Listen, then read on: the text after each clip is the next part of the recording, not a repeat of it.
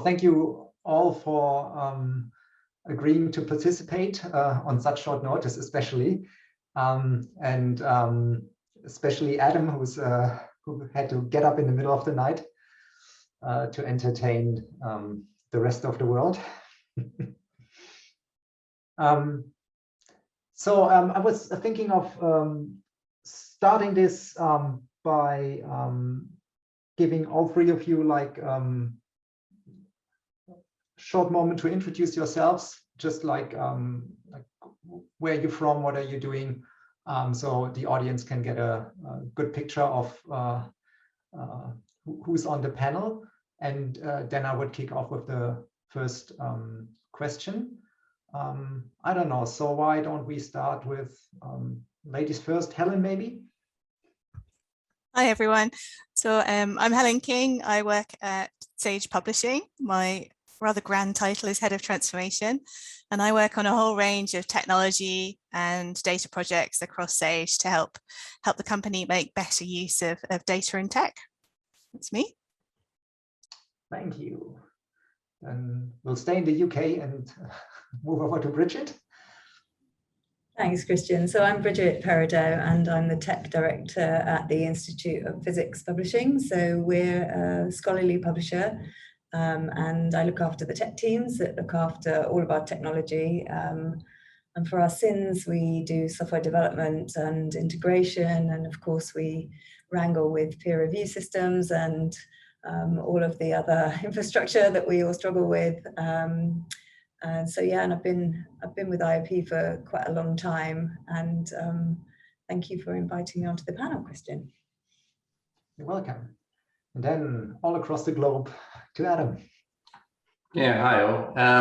Yeah, my name's Adam Hyde, founder at Coco, and we're involved in building publishing systems of all kinds.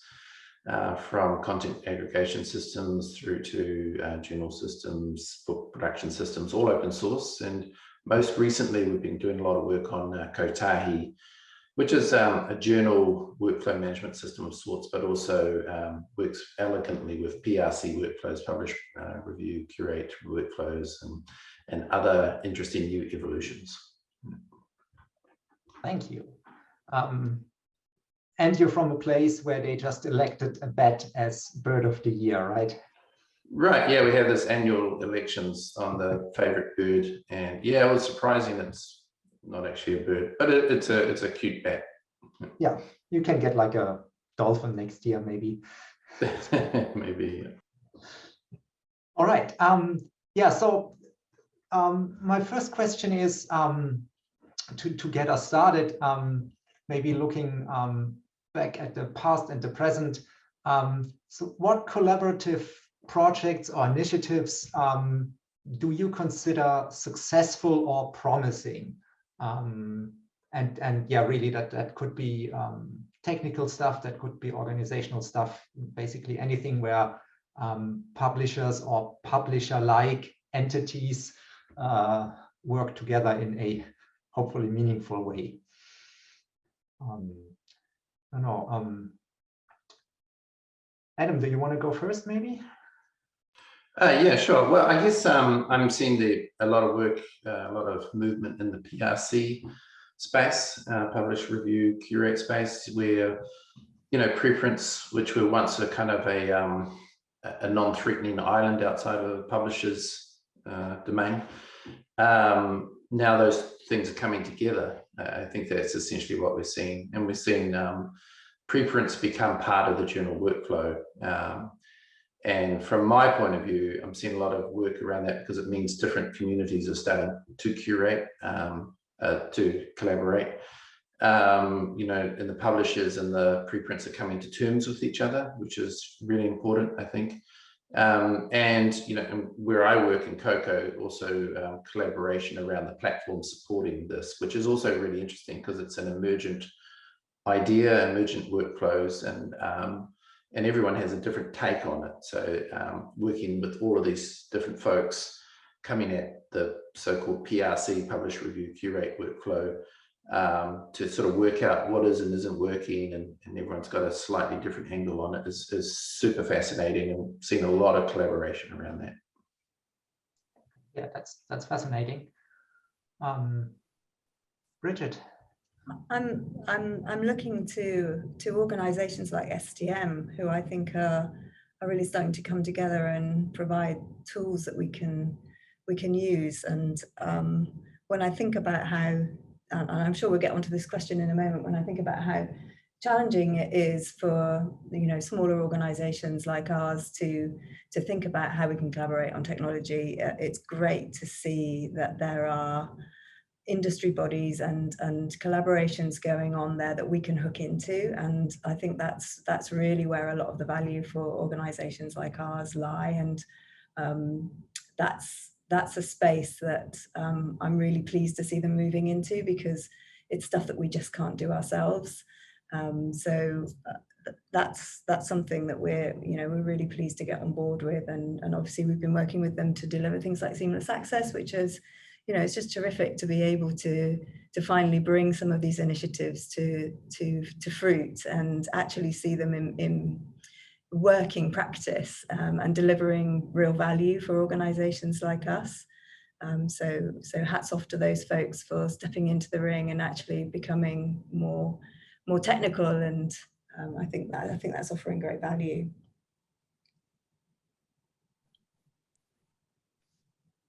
Helen. So I think I would probably pick all of the metadata and data initiatives that have gone in the past. So Crossref, all of the NISO standards, MECA, Counter for Statistics, even things like the Metadata 2020 initiative. That is just a huge, I think publishers are actually really good at working together on standards and those types of initiatives.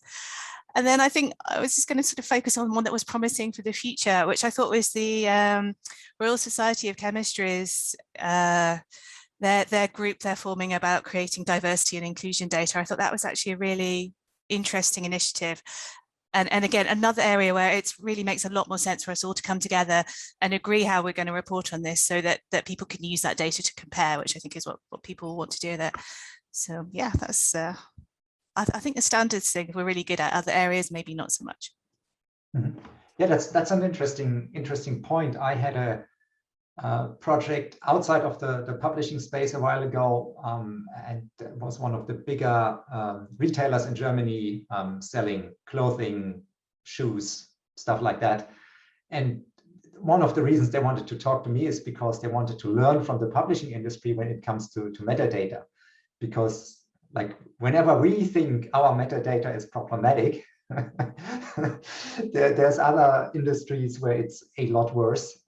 Just think of, I don't know, like t-shirt or shoe sizes, which are not standardized at all, and stuff like that, which like is a huge problem throughout the supply chain. So yeah, I definitely also, and I think it's important to mention probably also a bit the pioneering work really of Crossref. I mean, that was, to my knowledge, one of the first organizations really that came together in this space to develop a critical part of the so-called plumbing that we all use. Yeah. But it's also interesting to see in your answers that it's quite a different entities involved in the various collaborations mentioned. Big industry bodies like STM, for example, and also in the beginning Crossref, which are mainly supported and pushed forward by, of course, the big publishers. And then there's also initiatives where we have players from the academic space and other stakeholders. And then there's non-profit and or open source initiatives coming, or that have come onto the scene also a while ago. I think there's certain nexus points where it all interacts and has to work together. So that also, I think, shows the breadth of our the landscape in our industry. Are there any areas where you think that collaboration will either have to increase in the future or will increase in the future anyway, like any special either technologies or organizational issues where you think that is going to see a big increase in collaboration? Or is it more the same but better? I can jump in with something here. So I think we're going to see a lot more collaboration around tackling sort of problematic submissions and problematic peer review. And I don't see how we're going to tackle that as a publishing community unless we share data about what is being submitted and peer reviewed. And I think that's going to be exceptionally tricky because we're going to have to share that in a way that is anonymized. And we're not used to sharing that kind of data, I think. So that will be really interesting, but I really don't see how we can tackle those problems unless we're all willing to share a lot more and work together collaboratively to tackle those kinds of problems. Yeah, that's a good thing about panels. We can just say what we want to see and we don't have to find a solution. So we can dream. Yes. So how do you see the infrastructure of something like that working, Helen? Because it's such a challenge to imagine how we can overcome some of those difficulties in sharing just the infrastructure of sharing the data, let alone the commercial and sensitivities around the data that we might have to exchange with one another. So I think I'd have to pass to someone more technical than me. But actually, I think the problem is perhaps not the technology, because the technology is there. I think it's the willingness of us to share. And I think as publishers, that's sort of super tricky. That's data that we don't know what to do. We don't have a model for this. There's not an STM template that you can go sign and say, oh, yes, it's fine. It's something that needs a lot of thought. And I think we need to be very transparent about what we're doing. I actually think that's not a technology problem. I think that's a kind of management governance problem that we all really need to think about. And many of us will have agreements where we will say, well, we do not share your data. So I'm going to have to think about those kinds of agreements too.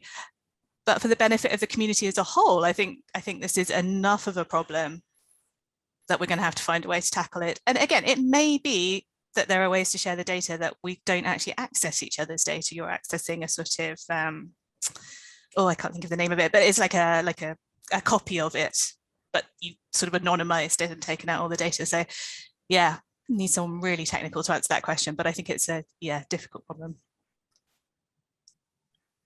Adam, have you come across this question or issue already? Or no, I would just agree in general principles with Helen. I think any change that requires collaboration is a people problem. You know, the technology necessarily has to come second. You can't sort of plant the technology, and it's not a build it, they will come scenario. People have to be brought into it. And this is particularly true of publishing. I mean, publishing is complex with this because, you know, publishers are communities of communities. And, you know, and bringing that community of communities to the table with another community of communities, and it gets exponential, you know, it becomes tricky. Doesn't mean there can't be movement, but I absolutely agree. I think it's a people problem first, and technology can follow that. And I think that's actually the way it should always be. Yeah. Although, I mean, looking at some of the older and more clunky peer review systems, it might also be a technology problem, but well, there's always that. I mean, it has to, you know, the technology has to support what you want to do. That's and it is very true. If the technology is old, it does stunt your growth. And I think this is why a lot of peer review models have not evolved, because basically the technology just makes it too difficult, and it becomes then an employment question. You just need people to manually process stuff, and, you know, it just becomes really nightmarish. So yeah, I agree. But even still, you know, that motivation from the publisher has got to be there to make that change. Without that, you know, technology does nothing but just, you know, pulls money out of the bottom of your bank account, you know. So, you know, there really has to be a need. Yeah. Yeah, and I really hope that we start to come together around security. not just piracy, which maybe in an open access world we care a little less about, but certainly cybersecurity. It's a challenge that we all face, and again, for smallish organizations like ours that don't have the deep pockets, it's really, really hard to have the expertise to understand what we need to do, to know what technologies are the ones to invest in. And so having access to groups like the SNSI group, which we've been working alongside, has been absolutely fabulously helpful, because we're partnering up with some much bigger organizations that have access to expertise well beyond the pockets of an organization like us. So I really hope that that's a space where we can come together and really help and support one another, because it's such a job to stay on top of it. And it makes, well, I don't know about other people, but it certainly makes me feel incredibly vulnerable to the tribulations of what might happen to us as an organization. So I hope that's something that will continue into the future. Yeah, that's a good point. Yeah, I think that there's probably a class of problems out there that are too complex and too big for especially smaller organizations to tackle on their own, and where it makes a lot of sense to collaborate with others to have a chance to compete and survive. Yeah, but that sounds dramatic now. Yeah. Well, it does feel like a bit of an existential threat some of the time, but the universal problems that we don't, there's no competition there. Some of the things that Helen was just mentioning, just in terms of the kind of psychological barriers for collaboration aren't there, because the threats are ones that we all face, and we don't need to be in competition with one another to find ways to help each other to combat them. So hopefully that's a space where we could really benefit. So that basically leads me to my next question. So and Adam already mentioned, I think, a key ingredient in, like, what does it take to make a collaboration successful? And Adam, you already mentioned the people factor, and I think you also mentioned that there needs to be clear motivation, clear objective or goal.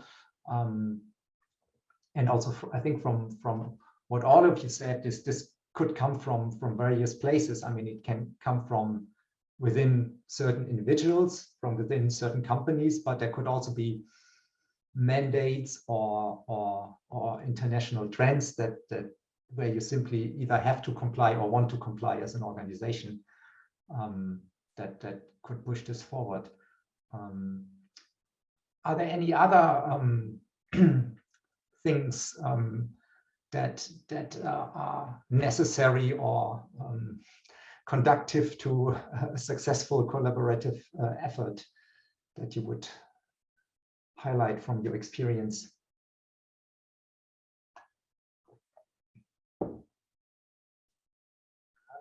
Like, how about, I don't know, legal frameworks, time and money, organizations and structure, and these boring things?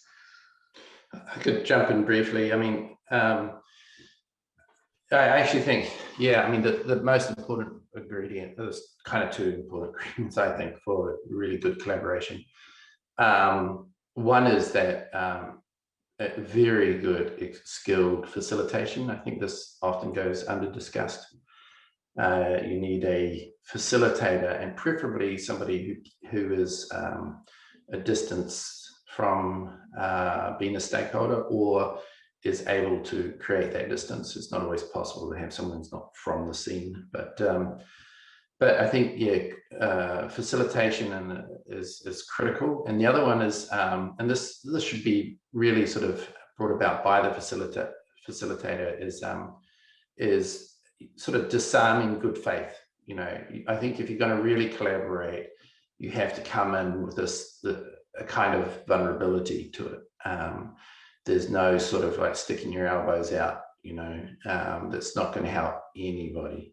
And, you know, these issues that we're all talking about are sticky, you know, and we have to sort of get to the bottom of them and really understand them. There's no point of sort of shielding stuff and, you know, like playing the company card. You really have to get down into it. So I think, yeah, facilitation is very critical. And I think, the sort of disarming good faith approach vulnerability from the participants. I think that's true for any environment where collaboration is talked about as being, you know, being key. Something I've been thinking about, Christian, is timing. And I've just never managed to crack this nut. It's something that I've been thinking about for years. Like, how do you line up what's important to your organization with what's important to another organization at the right time? And how do you then, you know, bring your respective priorities and roadmaps and things together? And I've really struggled with that over the years, because there may be a given point in time where something's really, really important to you as an organization. But how do you find and identify a potential partner or somebody to work with that challenge when it's not important to them at that moment in time? And I don't know how we do that. If anyone's got any bright ideas, I'd love to hear about it, because I think the willing is there. Like, we all really, really want to reach out and help one another, but we don't necessarily have the bandwidth at the right time to do that. And I don't know how we overcome that challenge, but yeah, I think that's something that really holds us back. I'd like to sort of add a little bit onto that. So one of the things I think would be really useful is if someone could come up with some kind of switchboard system for people who have projects and people who want to work on projects, and then just have it as a way of connecting people, because very often, I mean, a lot of publishing initiatives are actually within a sort of professional society framework, or they're a group that met at a conference, and if you weren't there, you're not part of it. And I think a lot of people are excluded from a lot of these initiatives, not necessarily deliberately. It's just how they happen to form.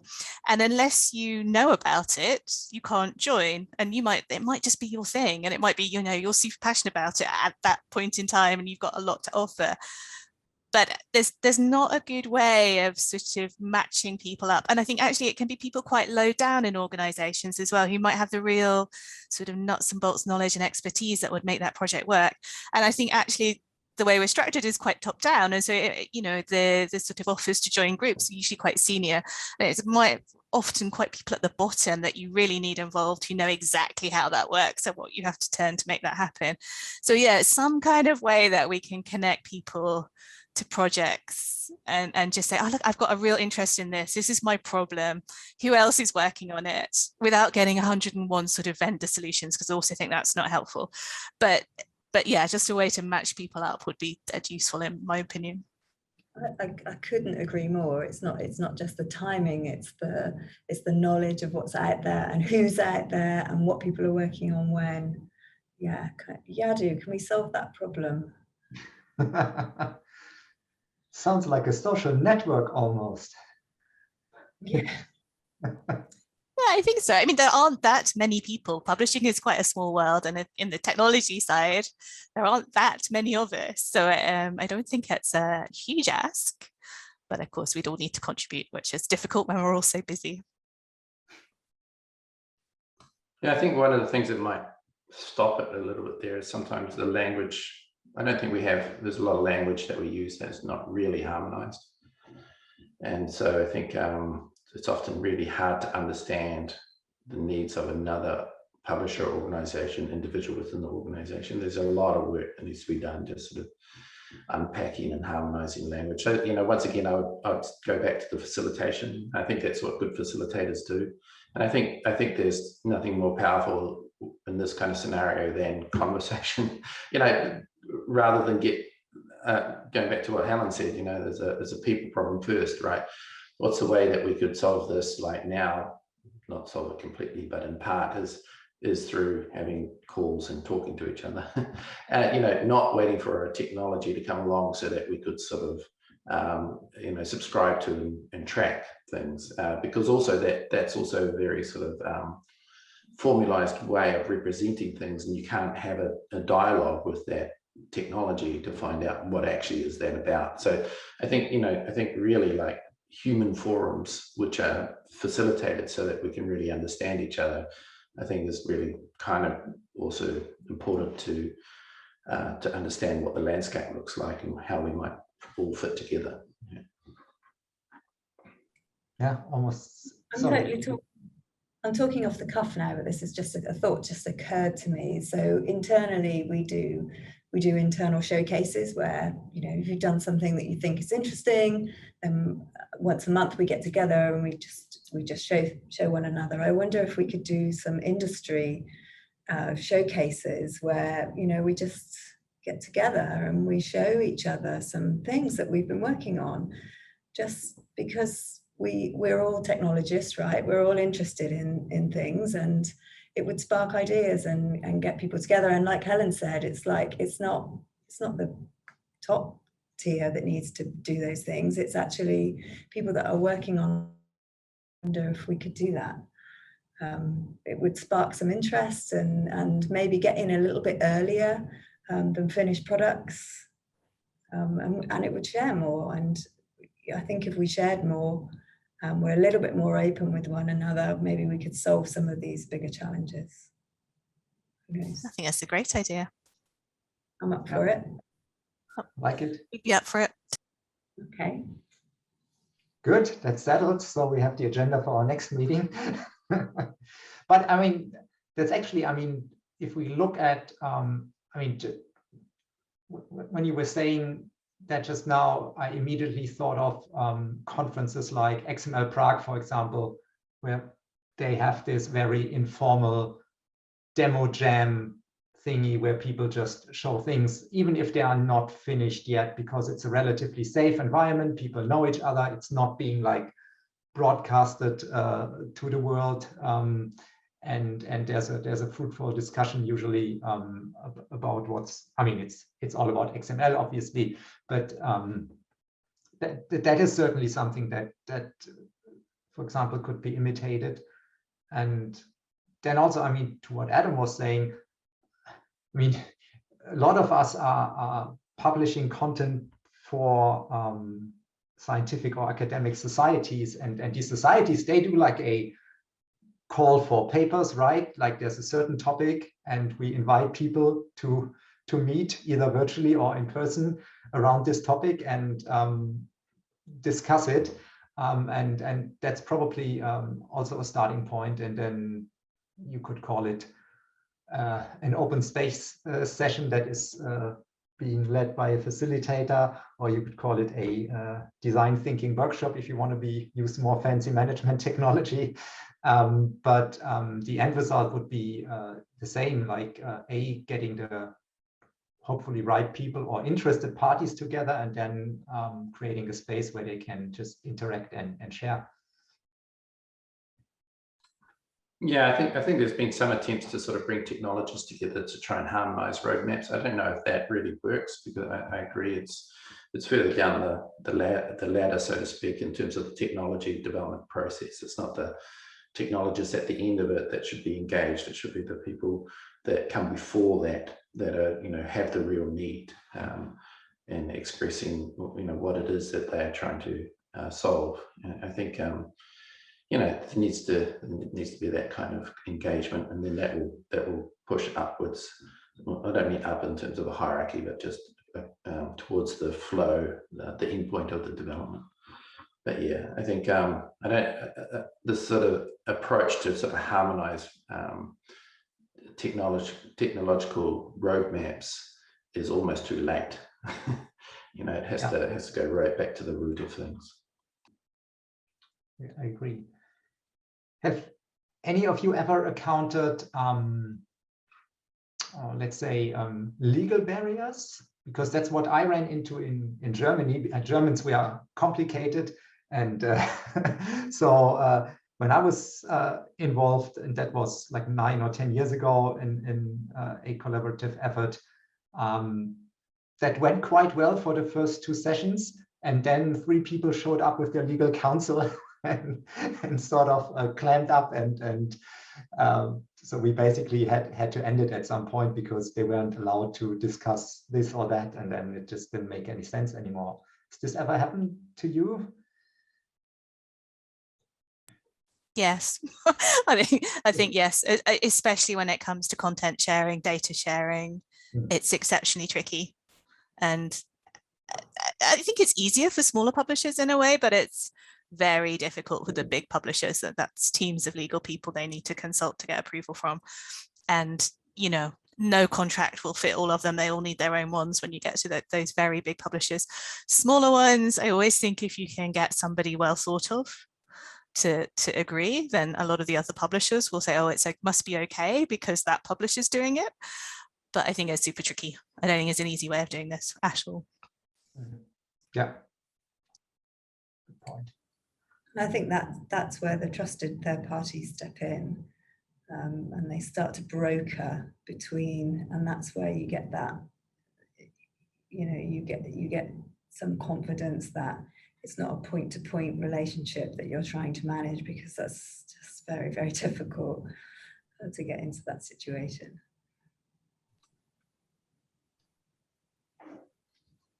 Yeah, and I think when it comes to technology, I think we just have to get less precious about it. Honestly, you know, it's not what we're really doing, right? Coco's a technology provider, but you know, we're in the business to help publish, and publishing is the point. And I think you know, we need to open up and be a little bit better at a lot less defensive and a lot more open, in the sense of just talking about what it is we do, how we do it, you know, just save all of us a whole lot of time and headache, because we're not trying to go down a path somebody else has been down before and failed, you know. And this sharing of these experiences, getting to the root of it, I think is really critical. I think we're way, way, way too precious about technology.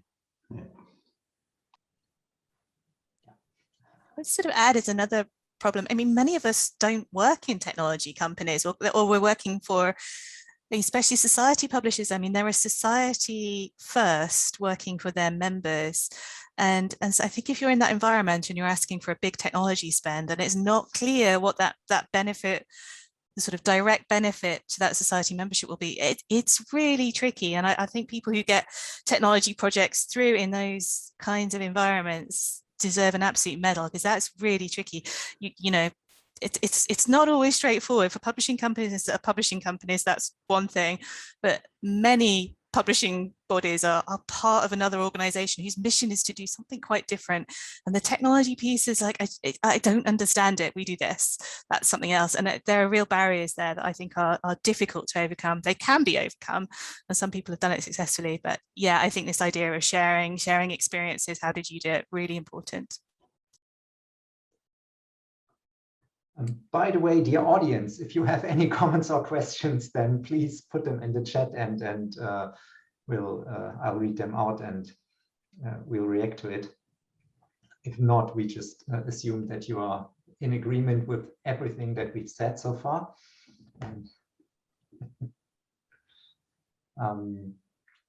Yeah, so I think that we've touched on a lot of points. One thing, maybe one last question from me is, let's assume you've found a topic or an issue, and you've also found partners or collaborators that you're willing to work with. How do you ensure that this is going to work?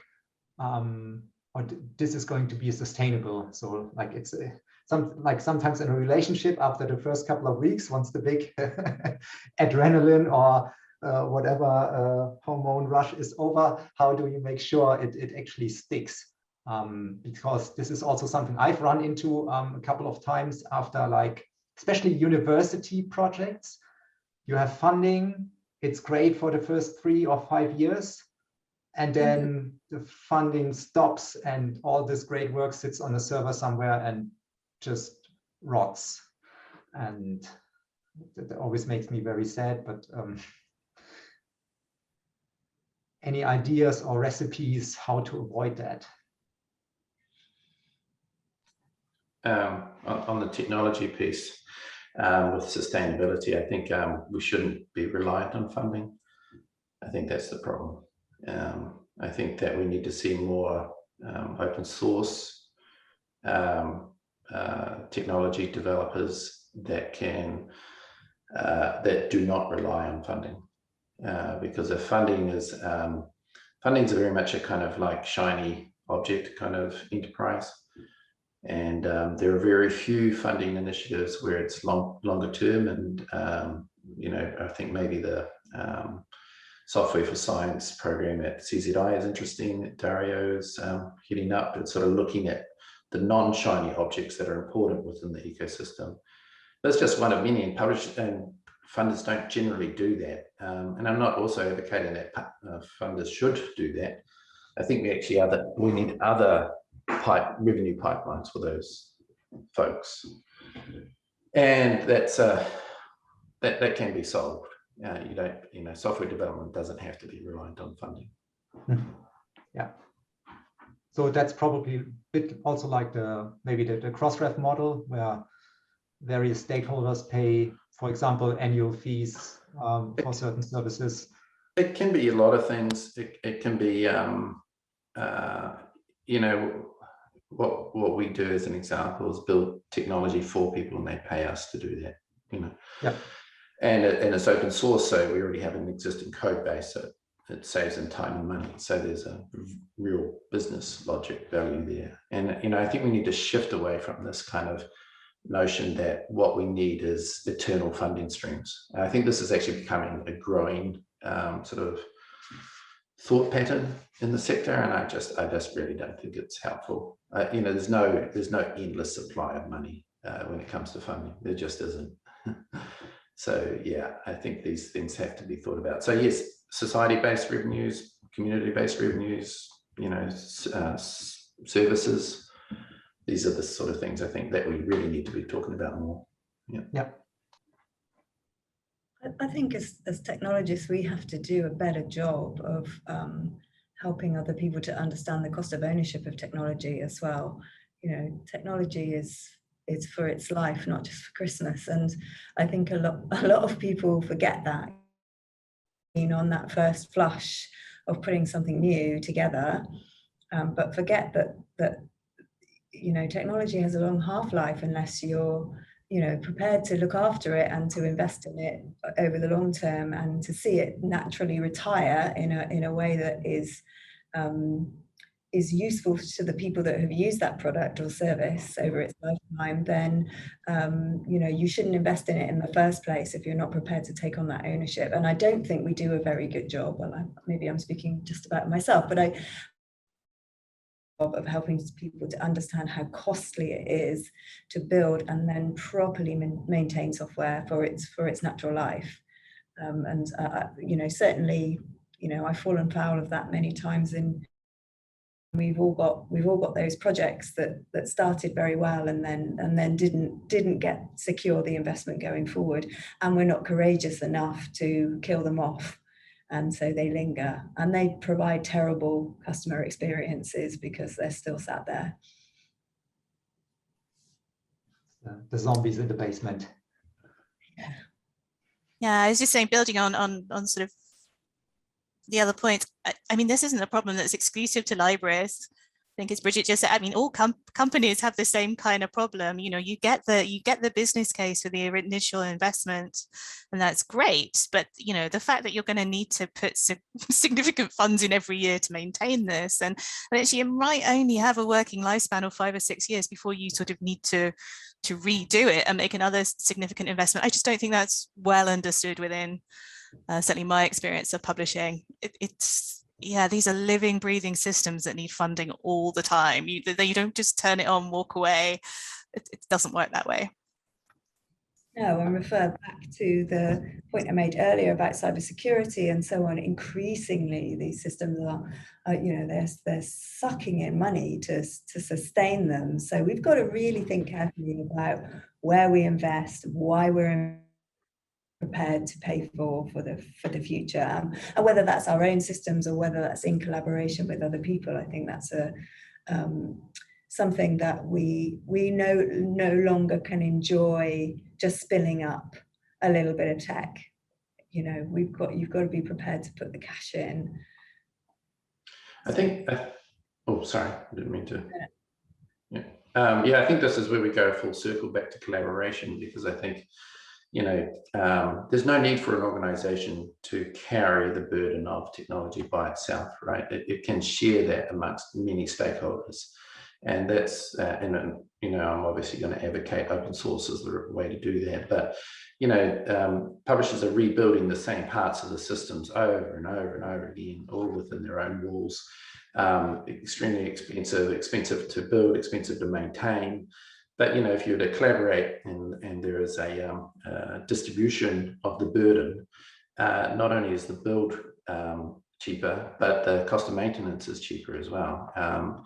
And, you know, that requires, you know, all this other stuff, the facilitation, you know, the vulnerability, but it literally improves your enterprise and saves on the bottom line. I mean, it's not a utopian idea, right? I mean, it's been proven out many times. So I think this is, you know, really critical to sort of not carry those things in, you know, solely on our own shoulders, but to see collaboration as a way of distributing the burden. Yeah, I think that's a pretty good conclusion already. We're almost out of time. I think we have 2 minutes left. I want to thank you all for the lively and interesting discussion. Are there any last comments or words or statements that you want to make to the audience? Maybe other than good evening, good morning, enjoy your drinks. All right. Thank you for the invitation. It's been nice to have this conversation. Thanks a lot thank to all of you. And thanks to the audience for listening. And then it's good evening to most of you. Good morning to you, Adam. And see you around, hopefully in person someday again. Yeah. That would be lovely. Nice to see you all. Goodbye. Bye. Bye.